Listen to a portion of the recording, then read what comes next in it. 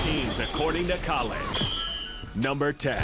I'll put Kansas City number 10. Listen, I've always loved Andy Reid, and they've won 7 straight games. And it should be noted, if you go back to 2011 and you look at the quarterbacks with the highest winning percentage, it's like Brady, Manning, Rodgers, Russell Wilson, Alex Smith. He wins a lot of games. He's had some very good coaches, Jim Harbaugh and now Andy Reid, but there are vertical limitations to this offense. It's a water pistol. It's not going to go and be able to play with Pittsburgh or play with New England offensively, and I think they're very limited, though I think they are exactly what we predicted they would be. Built for the second half of the NFL season, Chiefs at 10. Number 9. I mean, is anybody acknowledging Todd Bowles and the job he's done? Think about this. When Rex Ryan was with the Jets, here's what they couldn't do. They couldn't get out of their own way with penalties. This Jets team, second fewest penalties in the league, and they couldn't do anything offensively over the top. They never could hit for big plays. The Jets are third in the NFL of plays over 10 yards. Todd Bowles, with mostly the same personnel, now they don't make the mistakes they did under Rex, and now they pop for 10, 15-yard plays, which they didn't under Rex. I have the Jets, a very dangerous, talented number 9. Number 8. Listen, Denver at this point leads the NFL in scoring defense, total defense, and sacks. Manning and Osweiler, and I've got the list of all their stats, are very even. I mean, right across the board. Percentage of drives ending in punts, yards per attempt, yards per completion, points per drive. They're even. Here's where they're not. Osweiler doesn't throw picks.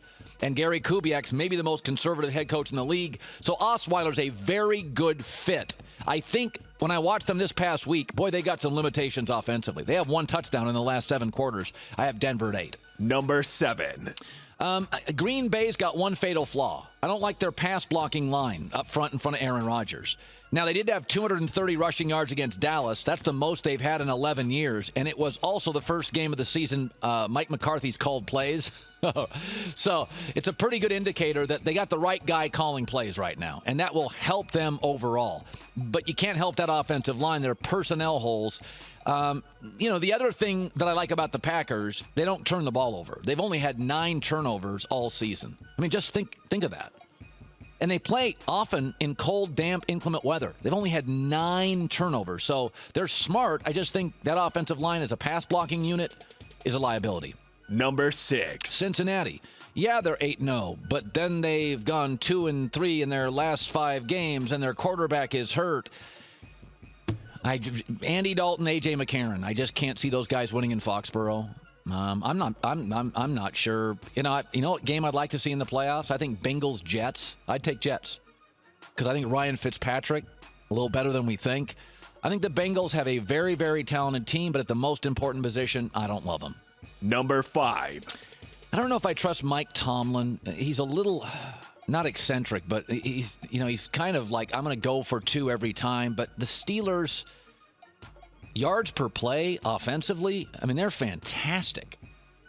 I mean, they've had 5 straight games with 30-plus points. They've got playmakers everywhere. Can you imagine if Le'Veon Bell was healthy? I mean, they've just give them a lot of credit. They have drafted exceptionally well on the perimeter. As long as Big Ben is healthy, I think they're the one team that New England looks at and thinks, that team could give us trouble. I mean, I think they match up pretty well with New England. I think they'd match up better with Le'Veon Bell. I have Steelers at 5. Number 4. Seahawks. Russell Wilson, last 4 games, has been absolutely on fire. 16 TDs and no picks. And they're first in rushing. Marshawn Lynch, sometimes to get appreciated at work, you have to miss work, but sometimes you miss work and the understudy's really good. This Thomas Rawls kid can play. And Seattle looks a lot like the Seattle team last year that got to the Super Bowl, except Russell Wilson staying in the pocket longer. Seahawks at 4. Number 3. Arizona Cardinals, a team I've liked all year. Time of possession, first downs, total offense, number 1 in the league. Big plays, number 1 in the league. They've had at least, when Carson Palmer starts, now think about this, and this is the best offensive line they've had for a few years in Arizona. When Carson Palmer has started his last 19 games, in the NFC, in a pretty tough division, they're 17-2. They've been incredibly steady offensively. I think they have the best offensive coach, along with Chip Kelly in the NFL. I've got the Arizona Cardinals at 3. Number 2. New England Patriots. Passing yards a game, 20 points in every game this season. When Gronk plays, since he's come into the NFL, when Gronk plays for the Patriots, listen to this stat. They've won 81% of their games. Now you say, well, they got Brady, they got Belichick. When he hasn't played, they've won 63% of their games. If you watch New England in the red zone, they are a completely different team when Gronk is in the game. They are money in the red zone with Gronk. Patriots 2. Number 1. I think Carolina is basically the Patriots of the NFC. Limitations on the perimeter, but points a game, takeaways, turnover differential, and Cam Newton's my MVP. 13 TDs and 1 pick over his last 4 games.